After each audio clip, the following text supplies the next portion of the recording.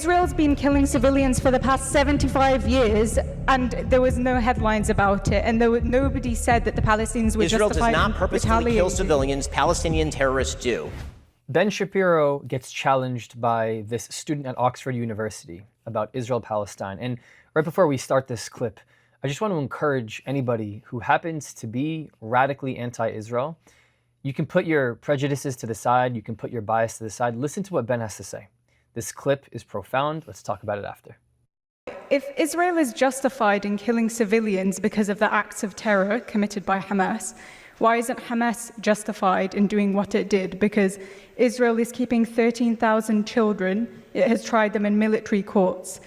Since the establishment of Israel, 55,000 Palestinian homes have been bulldozed. So why isn't Hamas justified in doing what it did if we use your logic?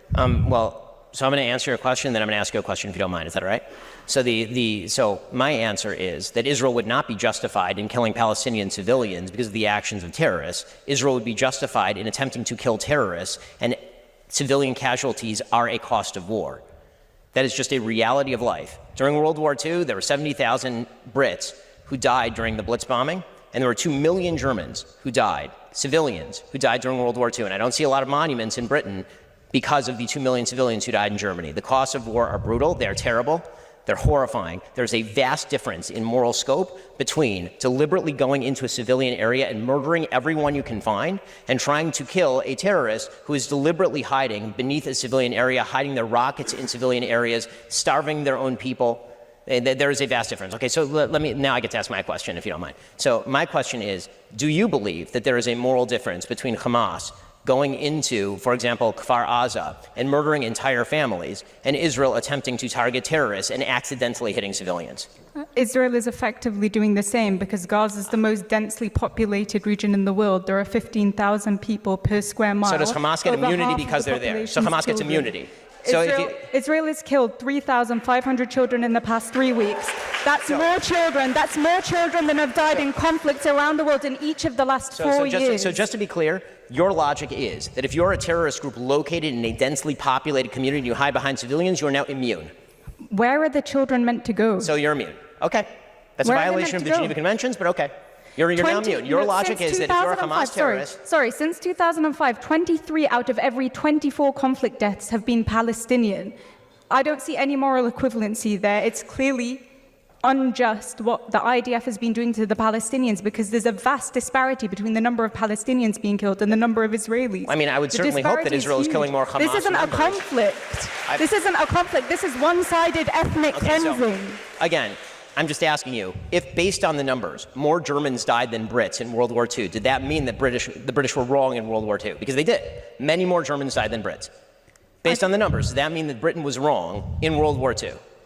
Britain wasn't bombing civilians.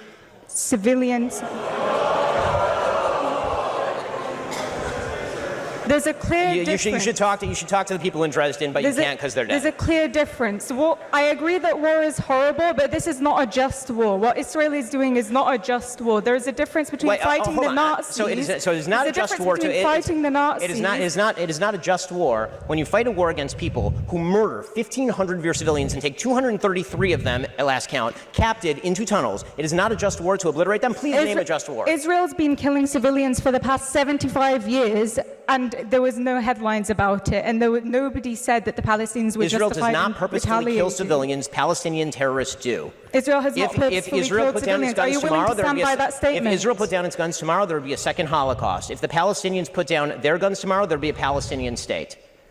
That is the reality. And let me ask you this. There would not be a Palestinian settlement. I'm going to ask you. I'm just going to ask you the last question. The same question I asked her. Which part of Palestine is occupied? The entirety of Palestine, but I'm not calling for the destruction of Jews. I appreciate you expressing your full genocidal intent for the Jewish people living between the rivers. Why is it genocidal to call for a state that is not apartheid? You can have a state where all citizens have equal rights, Jews and Muslims. I'm sure that's going to go amazingly that's not genocidal. Under the same people who are governing the Gaza Strip, where currently zero Jews live. The time. Can we move on to the next question, please? I would have really loved if Ben had asked this student if she has been to the Middle East. So there's a few things And it's always a question about whether you have been there. We actually saw recently on Joe Rogan, where Douglas Murray spoke to Dave Smith. And Douglas basically hit him with the question that I've been talking about since the outbreak of October 7th, where we've seen so many people from across the world, those who have zero skin in the game, people who have really never spoken up about Israel-Palestine. And if you scroll into these people's feeds, you just go into their Instagram social profiles, you can see that they've never posted about the conflict before. So it's like you're coming into this with just the context of October 7th or the propaganda that you've been fed. But on top of that, you haven't been to Israel. You haven't been to the Middle East. You haven't been to the region.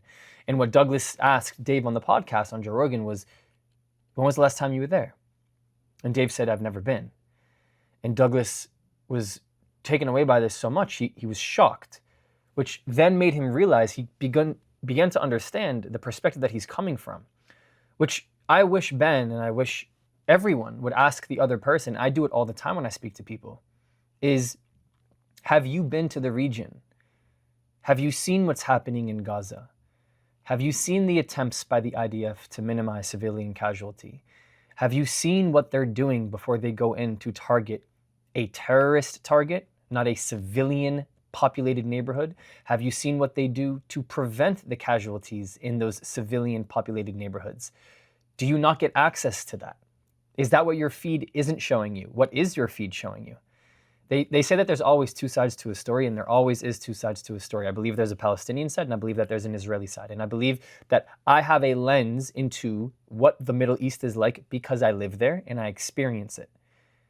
I say this all of the time, but I think I would be doing a big disservice to the conflict between Pakistan and India and its historical roots, its political differences, territorial disputes, wars and regime changes and land swaps and population exchanges. I would be doing a disservice to that conflict and to that conversation because I don't have a lot of information about it, enough to feel that I would be able to publicize my deep views about this.